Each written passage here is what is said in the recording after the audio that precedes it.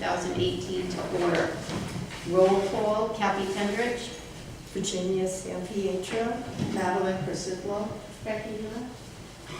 At this time, I'd like to have a motion to add to the agenda number 8, appoint a new member to the Economic Development Committee.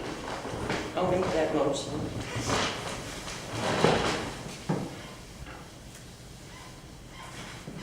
Yeah, I'll second that. All in favor? Aye. Opposed? Motion carried to add to the agenda number 8, appoint a new member to EDC.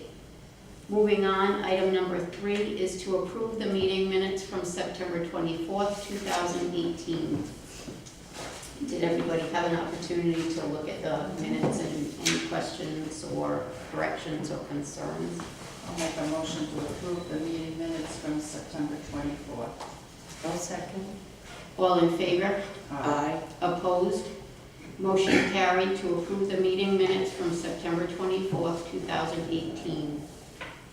Old business, item number 1 is discussion of the IPOC lot sale. So I need a motion at this time to go into executive session.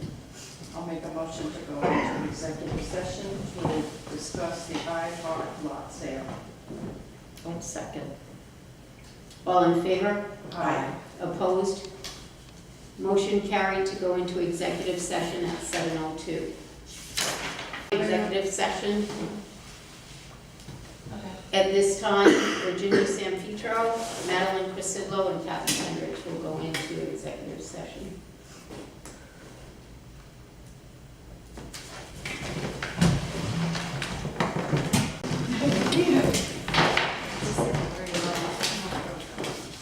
Probably with those back.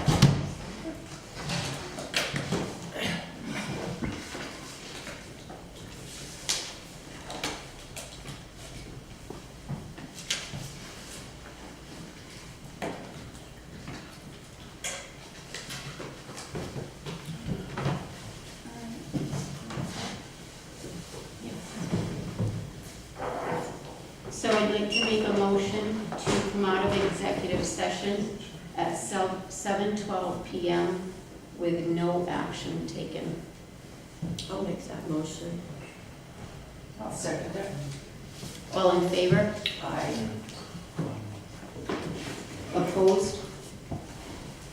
Motion carried to come out of executive session at 7:12 p.m. with no action need.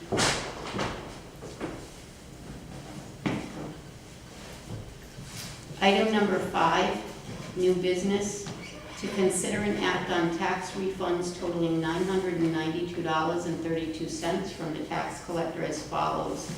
ACAR Leasing LTD, $368.03. Brian and Kelly Burke, $55.92. Enterprise FM Trust, $174.89. Chaz Lewis, $122.46. Lindsay Lewis, $179.50. Bradley Toper, $8.37. Toyota Lease Trust, $83.15. I'll make a motion that we, that we approve those tax refunds totaling $992.32. I'll second that. All in favor? Aye. Opposed? Motion carried to consider an act on the tax refunds totaling $992.32.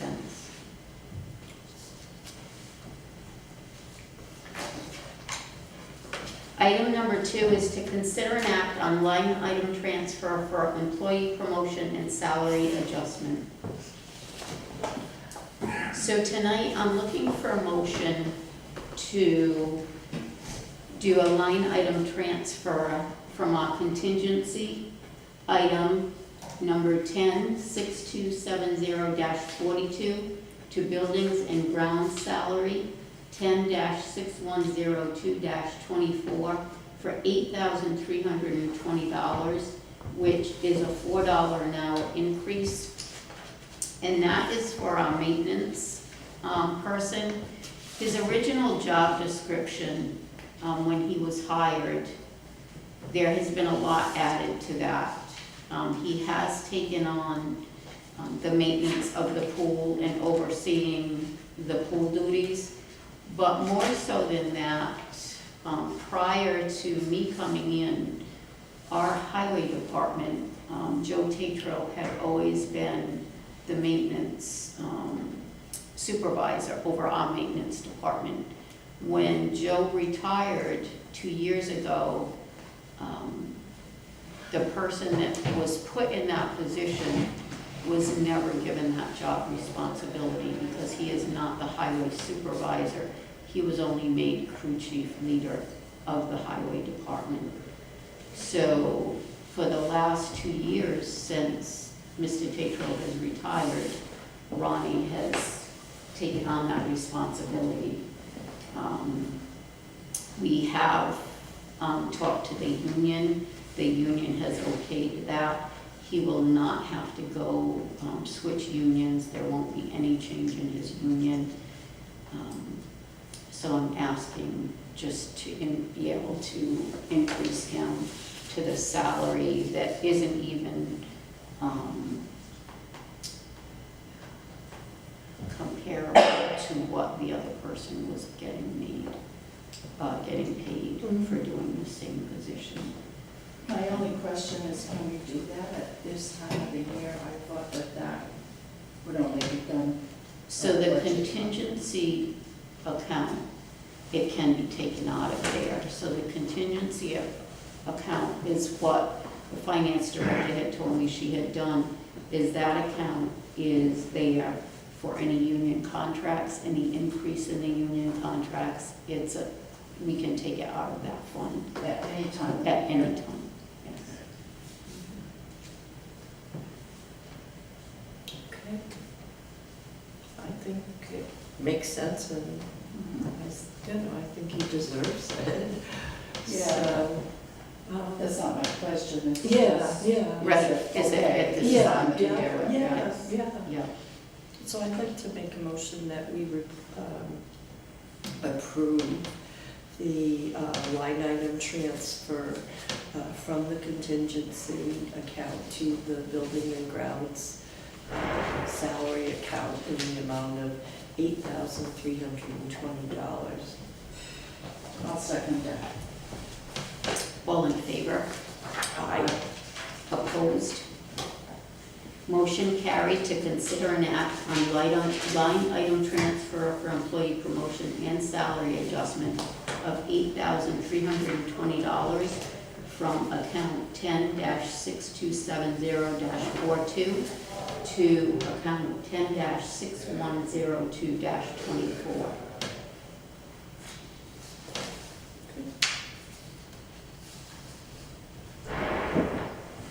Item number 3 is to disband the Charter Revision Commission.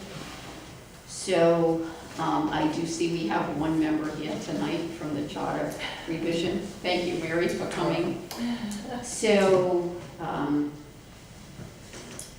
the questions were turned into the Secretary of State, and on September 21st, 2018, we received the approval for those questions to be on the November ballot, which is a big accomplishment, so thank you very much. I know that you worked very hard. That we do have 18 months to do that, but the commission decided to have weekly meetings, which moves that along much quicker than normally. Most times it's done once a month, so thank you very much. So at this time, I would like a motion to disband the Charter Revision Commission.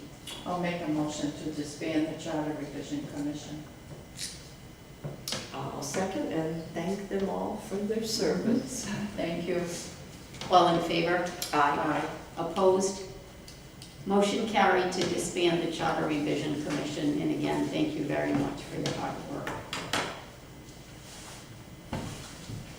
Item number 4 is to consider and act on a proposal to install and retrofit lighting at the police department based on an energy audit from DEF Services Group LLC. So when we had originally done this for the town, they did not do the police department. So we have our contract, well, it's not a contract until I sign it and it gets approved, for the police department. So the total cost to retrofit the police department with the new bulbs and make it energy efficient is $2,707.57. So the estimated monthly cost saving is $79.80. So we will do that for a 38-month period, and it will cost us $56.41, which we will see that savings again in our electric bill, just like we did with the town. So tonight, I am looking for a motion to consider an act on that proposal so that I can move forward with DEF services. So they're projecting a 5-year savings of $4,788, right? Yes. In 10 years, yeah. Mhm. That's good. And I don't know if you've noticed, the lights here are so much better, having the new light bulbs put in. Yeah. It really does make a difference. Yes, yes. Okay, I'll make that motion to approve the, excuse me, the DEF service group proposal to change the lighting at the police department. And the net cost, is that what we need to put in? So what you would think? Is the net cost is $2,707.57. Second that motion. All in favor? Aye. Opposed?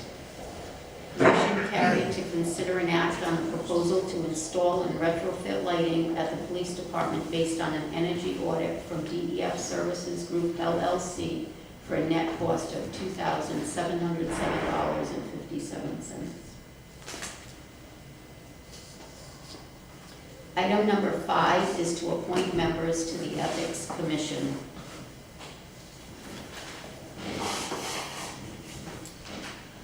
So at this time, I would like to appoint Douglas Hall for a term which will end on January 4th, 2021, and John Kennerson, whose term will end 1/7/2019. We did do interviews. We had met with the members of the Ethics Commission. These people had sent in their requests quite a while ago, and what had happened, there really was nobody, not too many people left on, so they never had the opportunity to meet with these gentlemen. There has not been a reason to have an ethics meeting, but I felt it necessary to make sure we had people that were waiting for an answer whether they were going to be appointed or not. So we did meet. I actually sat in on the meeting when they interviewed, and the gentleman that was on the Ethics Commission was very happy with both of them. So I would like a motion tonight to appoint Douglas Hall. Like I said, his term will end January 2021, and John Kennerson, who his will end on January 7th, 2019, to the Ethics Commission. I'll make a motion to appoint John Patterson and Doug Hall to the Ethics Commission. And I'll second that. All in favor? Aye. Opposed? Motion carried to appoint Douglas Hall to the Ethics Commission. His term will end January 2021. And John Kennerson to the Ethics Commission. His term will end January 2019. Item number 6 is to consider and act on a waiver request for the town's procurement policy for DECD and the Shepherd grant.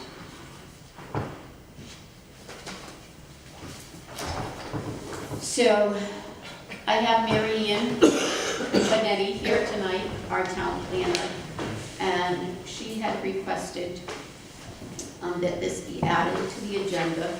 So what this is the consultant who is chosen to complete this study must meet the National Park Service professional minimum qualification standards. And SHPO has a list of the qualified consultants. So what we are looking to do is be able to, we're asking for a waiver so that we don't have to go through the whole policy of all the consultants who are not qualified. So Marianne, maybe you would like to speak a little bit more on that Yeah. the savings that it would be for the town and what the reason is why it's best to go by the list Yeah. that are already. The State Historic Preservation Office has compiled a list of already qualified historic preservation architects that have gone through the National Park Service process and met their standards. And SHPO has said that if the town so chooses, it could solicit quotes from 3 architects on that list. So that way we would know going in that they're already qualified. Because, for example, if we pay to put the ad in the paper, which is quite costly for an RFP, and then it'll take at least a month between the advertising date and the time the proposals are submitted. And if we get proposals from not qualified consultants that haven't already gone through that process, and if we wanted to select one of them, they would have to first go through the National Park Service process before we could hire them as the consultant for this job. This feasibility and adaptive reuse study is not something that is going to take a long time to prepare.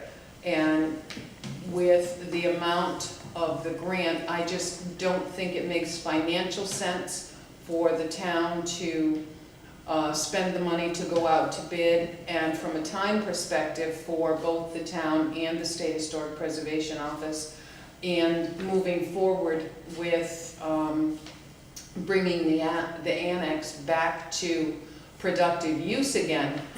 It doesn't make sense to me to go through that process when we know already that we can pick from these qualified people.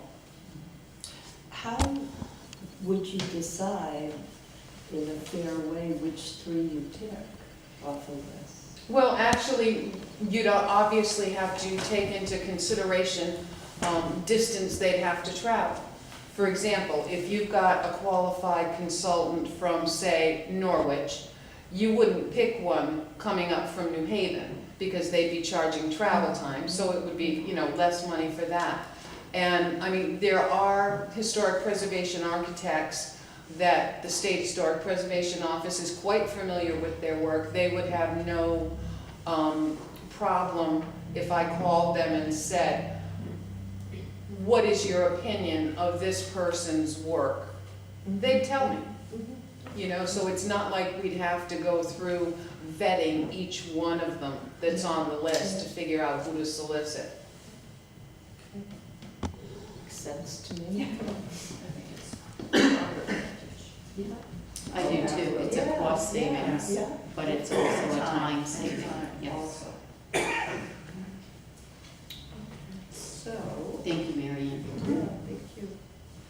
All right, so I'll make a motion that we do go ahead and use this SHPO list that currently meets the National Park Service standards, and ask 3 consultants to bid on our plan. I'll second that. All in favor? Aye. Opposed? Motion carried to consider and act on a waiver request for the town's procurement policy for DECD SHPO grant.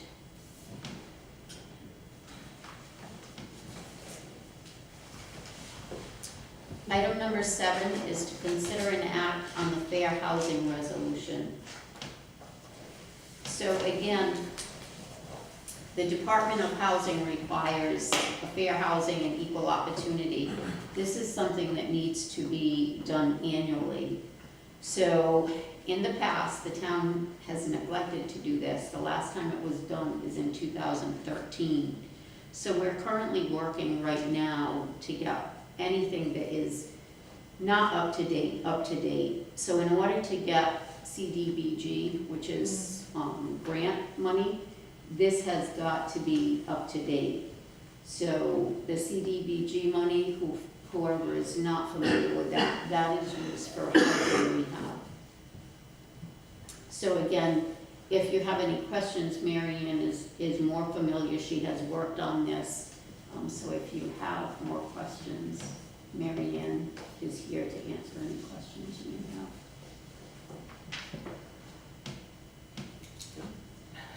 Makes sense to me.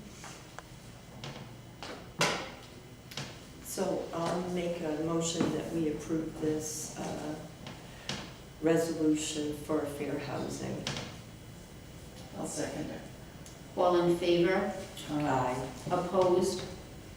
Motion carried to consider an act on the fair housing resolution. Item number 8 is to appoint a new member, Nicole Sweeney, to the Economic Development Committee. Her term would end on 2020. Again, we had received a letter of interest in the past from her, and we interviewed her last week because an opening became available on EDC. We presented her name to the Economic Development Committee, and they had asked that we appoint her. They were very pleased with her involvement in the town previously, so that they asked if we would appoint her as a new member to the Economic Development Committee. Do you probably don't, but do you know what she does or who? She is, she works at the bank at Eastern State, not Eastern State, Savings and branch I always manager. mix those two up, as a branch manager. She has been involved on the Plainfield Business Association. She volunteers a lot in our community, but she's a member of the Rotary, and she has been for quite some time. So she is very involved. Whenever the Allstate agency does their truckloads to hurricane relief, I know I worked last year very hard. Nicole was involved filling the truck and getting it to go down. And again, this year, the same thing. She was very involved. So she's quick to jump in when the town or someone has a disaster. She's just very involved in the community. So, and she has the banking knowledge, and that's one of the things that when we were looking for members for economic development, that's one of the things that we had said. We wanted somebody with an attorney, a real estate background, banking, because all of that knowledge is what's going to help with the economic development committee and so. That's great. I'll make a motion to appoint Nicole Sweeney to the Economic Development Commission. And I'll second it. All in favor? Aye. Opposed? Motion carried to appoint Nicole Sweeney as a member to the EDC, and her term would end in 2020. Item number 6 is correspondence. We have no correspondence at this time. Item number 7 is other. We have no other to add. So we're going to go into item number 8, public comment. So do we have any public comment tonight?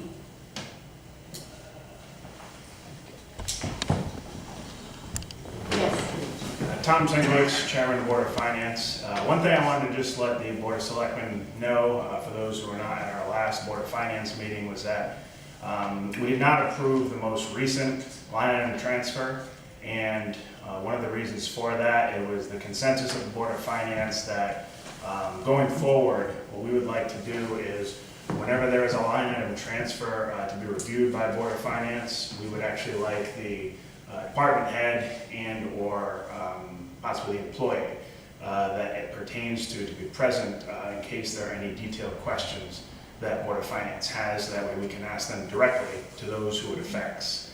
instead of being in a situation where we have questions, they can't necessarily be answered. I know sometimes, even if Kathy's there, she can't necessarily answer it off the top of her head. And then what ends up happening is we will table it. In one case earlier this year, we had a special meeting for one because we did not have the department head there, but then once we did, we ended up approving it. In this case, we did not approve the last one. So just wanted to mention that comment, and going forward, we would like to try to make that part of the process as once a line item transfer is ready to go before the Board of Finance. If we could also have a notification process to who it pertains to be invited, and I could certainly be involved in that as well, in notifying them and inviting them to the Board of Finance meeting. Thank you, Tom. Madam Musa, are the proposed amendments from the Charter Revision Commission going to be posted online or accessible anywhere other than seeing the sample ballot ahead of time? Matt, I believe that they're on the website, and if they're not, I will make sure they are on the website. Okay? Okay. Thank you.